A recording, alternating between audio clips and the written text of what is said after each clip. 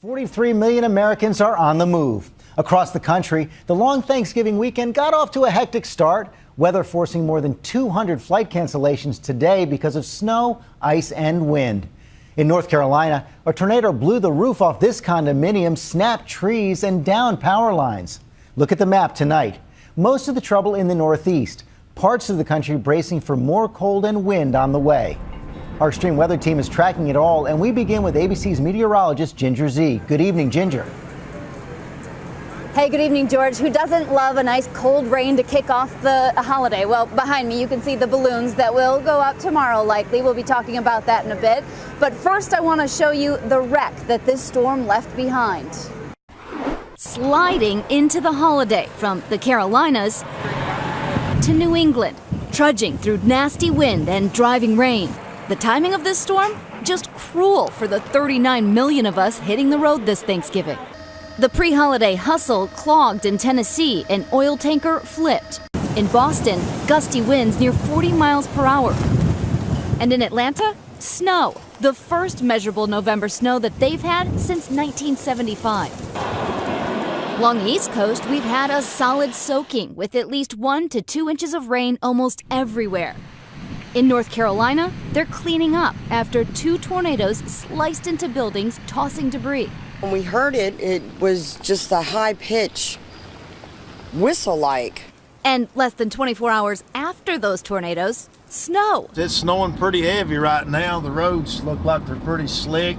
They're used to that in Buffalo, New York, but tires were spinning today from there to lake-effect snowland in southwest Michigan, as travelers fought through those freshly frosted streets. And no, it isn't horrible everywhere. They're loving the snow at ski resorts like this one in Michigan. Whether or not, more people on the roads does mean more accidents.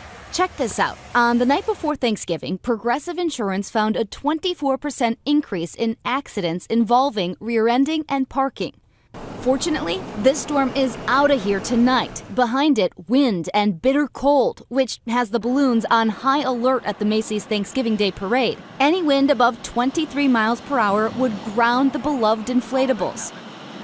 Officials are optimistic that the balloons will fly, that they should be just under that threshold of wind, but we'll make the final decision in the morning. I promise you it'll be dry, and if you watch me here on GMA right here tomorrow, I promise bitter cold. It's going to feel like the teens, George. We're going to hold you to both promises. Okay, Ginger, thanks. Let's go now to those long lines in America's airports. Millions hoping their holiday flights don't end up delayed, and ABC's Ron Claiborne is at New York's LaGuardia Airport with a look at how they're doing. Ron. Well, hey, George, things are actually going pretty well, surprisingly well. There were predictions of all kinds of chaos at airports on top of the traditional crush of travelers, weather-related chaos. But those dire warnings appear to have spooked a lot of people into leaving early. In Charlotte, North Carolina overnight, the line outside the main terminal may have seemed interminable. And at New York's Penn Station, the concourses were packed with crowds of people trying to avoid the predicted chaos at the airport. But for the most part, travel on this day before Thanksgiving wasn't so bad. One reason? It seems days of warnings of an apocalyptic airport mess persuaded many people to depart yesterday. The airlines offered passengers the opportunity to move their flights up a day. So we did a couple thousand extra passengers at each checkpoint yesterday to make today a little bit easier. Of course, there were some flight delays and cancellations. Kelly Johnson got to LaGuardia Airport at 8 o'clock this morning for a 10:20 flight from New York to Raleigh-Durham. I asked one of the American Airlines representatives. They say, oh, you know, I'm sorry, ma'am, your flight has been canceled. No one told you? No it was one notified me, no. 7 hours after she got here, she finally made her way to security. In Atlanta, we met Rory Shelton, who didn't care if there had been a snarled mess at the airport. And you're waiting? My husband, I'm a sucker. And where's he been? Afghanistan. She was waiting for her husband, Army soldier Jason Shelton, due to arrive today. We're just ready for him to be home. And on this eve of Thanksgiving, these images from airports around the country. A weary Santa waiting to tackle the security line at Chicago's Midway Airport. And at O'Hare Airport, also in Chicago, a little boy waiting to board a plane wearing what has got to be the best turkey cap, well, ever.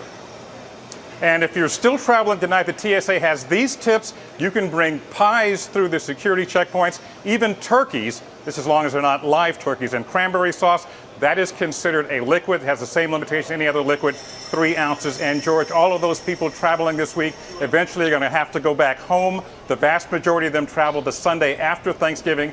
This coming Sunday has the potential to be a real travel mess. George. That could be a big one. Okay, Ron, thanks very much.